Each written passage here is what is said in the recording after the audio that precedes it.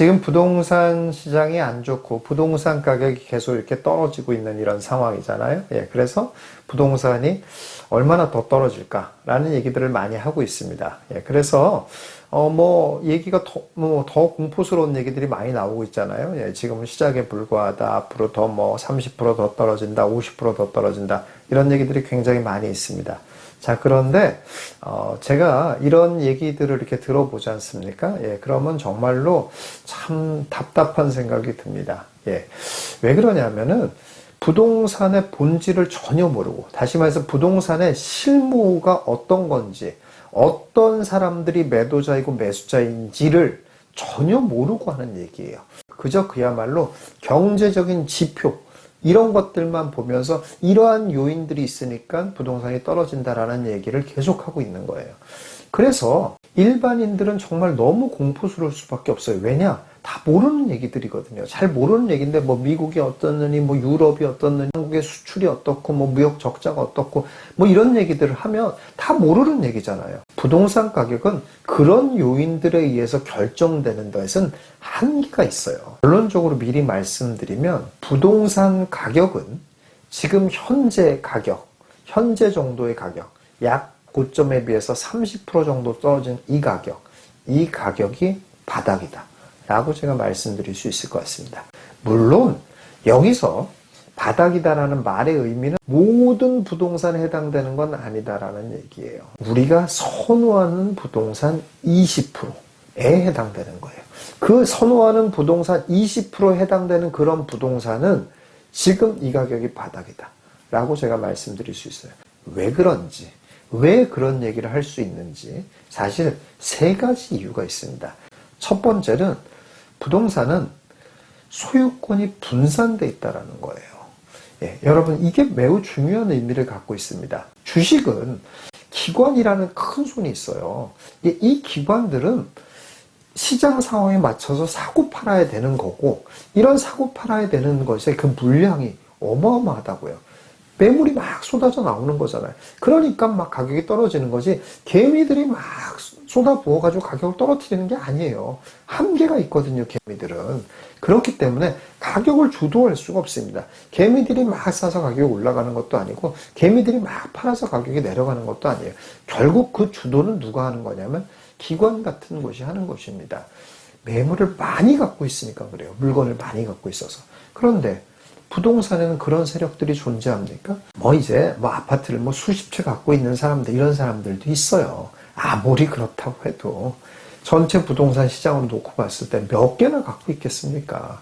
그럴 수가 없어요, 기본적으로. 그렇잖아요? 이렇게 소유권이 분산돼 있기 때문에 매물이 마구마구 쏟아질 수 있는 구조가 아니라는 거예요, 기본적으로. 그렇기 때문에 한도 끝도 없이 나올 수가 없다라는 게 일단 첫 번째 이유입니다. 자, 두 번째 이유는 뭐냐면, 부동산은 여러분 많이 들은 얘기잖아요. 부동산은 실물이다, 이런 얘기잖아요, 기본적으로. 그러니까 활용도가 있는 거죠. 이렇게 한번 생각을 한번 해보세요. 여러분들, 내가 부동산을 샀는데 가격이 떨어졌어요. 그러니까 막 속이 상해요. 그리고 공포스러워요, 일단. 그래서 이걸 팔아보려고 막 애를 씁니다. 잘 안 팔려요. 자, 이런 상황에서 잘 안 팔리고 막 있어서 막 괴롭습니다. 자, 이런 상황에서 전세금이 띡 1,000만 원 올라버리네. 1,000만 원이 생겨버렸네요. 어떤 생각이 들 것 같습니까?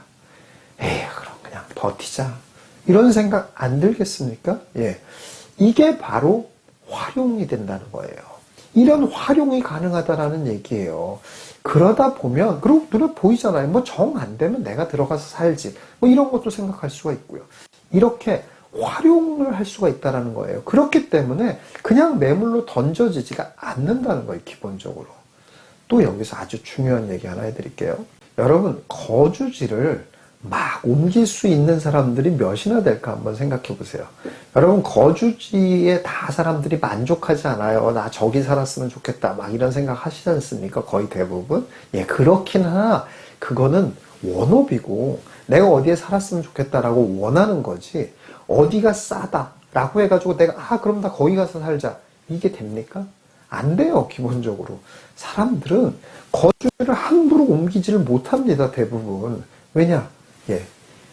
그 거주지를 선정했다라는 건 어쨌든 여러 가지 이유들이 있잖아요. 직장과의 거리, 뭐 아이들 교육, 뭐 이런 것들 다 고려해서 정하는 거잖아요. 자, 그러는 건데 이게 갑자기 어디가 싸다고 해서 내가 간다라든지 막 던지고 어딜 간다, 이게 가능해지냐고요. 어렵습니다. 뭐 예를 들어 지금 수도권에서 막 물량 막 쏟아지는 데들 있잖아요. 예, 새 아파트 뭐 쏟아지면서 전세금도 엄청 났습니다. 뭐 인천, 수원 이런 데들. 자, 그러면 예를 들어서 서울 무슨 저기 수유동쯤에 사시는 분이, 야, 나 저기 인천 막 새 아파트 막 너무 싸게 쏟아진다는데 거기 가서 살아야 되겠다. 이게 됩니까? 안 된다니까요, 기본적으로. 그리고 또 한 번 거리를 정하면 또 내가 생각하지 않은 내 발목을 잡는 일이 또 벌어집니다. 그건 뭡니까? 예, 관계를 형성하게 돼요, 사람은. 그렇잖아요. 그 지역에 있음으로써 뭐 이웃과는 아니라고 하더라도 하여간 그 거주지에 살아야 될 수 있는 관계들이 만들어집니다. 이런 관계를 내가 다 때려치고 어딜 간다라는 이런 결정을 하는 게 생각보다 매우 어렵습니다. 예, 그렇기 때문에 이게 바로 실물이라는 말의 의미예요. 이 수요가 받쳐주고 있는 꼴이잖아요. 내가 꼭 그 지역에 살아야 될 이유가 있는 사람들. 이런 사람들이 받쳐주고 있다니까요. 그런 상황에서 어떻게 한두 끝도 없이 떨어질 수 있겠냐는 거예요. 자, 세 번째 아주 중요한 이유가 있습니다. 인간의 심리에 근거합니다. 여러분, 제가 유튜브에서도 많이 얘기했습니다만은 사람의 심리는 어떻다고 그랬습니까? 이득보다는 손해에 훨씬 더 강렬하게 반응하게 되어 있습니다. 다시 말해서 1,000만 원을 번 것보다 1,000만 원을 잃으면은 그 충격이 몇 배나 더 강하다는 거예요. 그래서 1,000만 원을 못 버는 한이 있어도 1,000만 원 잃는 건 너무 고통스럽게 생각한다는 거예요. 이게 인간의 모습입니다. 기본적으로. 이건 벗어날 수가 없어요. 본능이니까요. 자, 이렇습니다.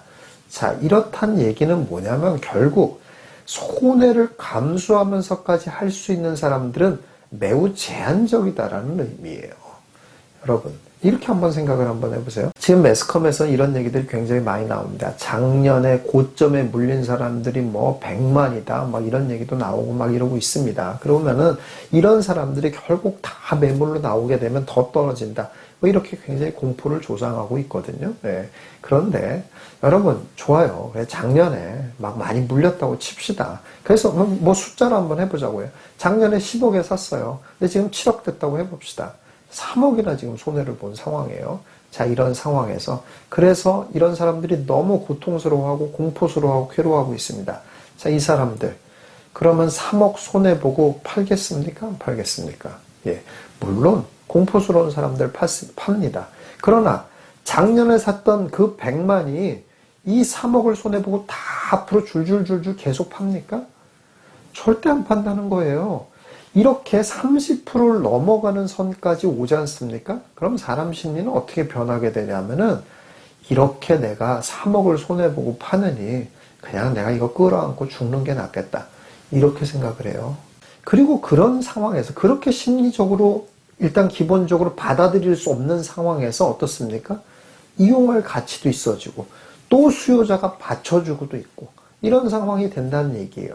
자, 그런데 그저 그냥 내가 손해봤다는 이유, 또 공포심, 앞으로 더 나빠진다라는 이유 때문에 한두 끝도 없이 물량이 나올 수 있겠냐는 거예요.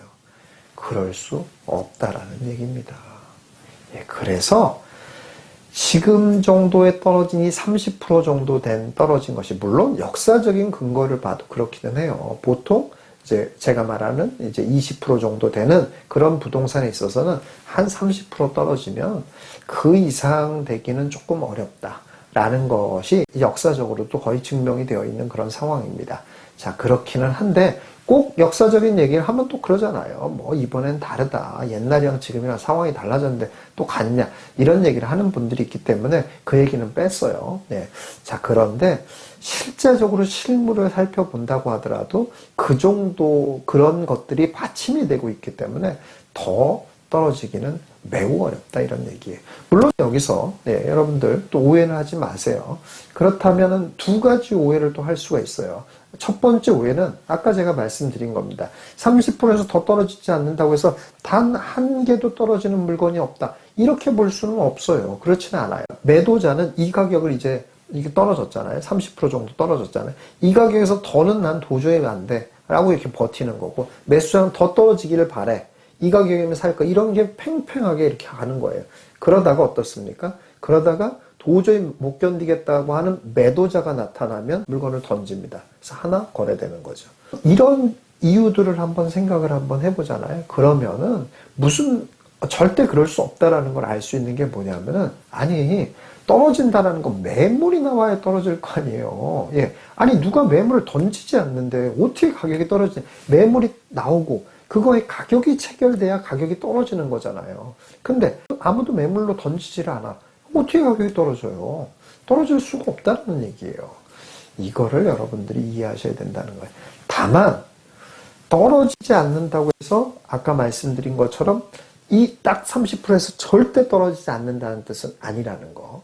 일부는 못 견뎌가지고 하는 거래들, 더 낮게 하는 거래들이 한두 개 정도씩 체결될 수 있겠죠. 그러나 그게 추세적으로 계속 떨어질 가능성은 매우 희박하다라는 걸 알아두셔야 되고, 또 한 가지 알아두셔야 될 게 있죠. 자, 그럼 이 가격이 바닥이다라고 하면 그럼 지금부터 이제 반등합니까? 올라갑니까? 이건 또 아니라는 거예요. 예. 여러 가지 규제와 금리 때문에 지금 매수자도 쉽게 이거를 덥석 살 수 있는 그런 상황이 아니잖아요.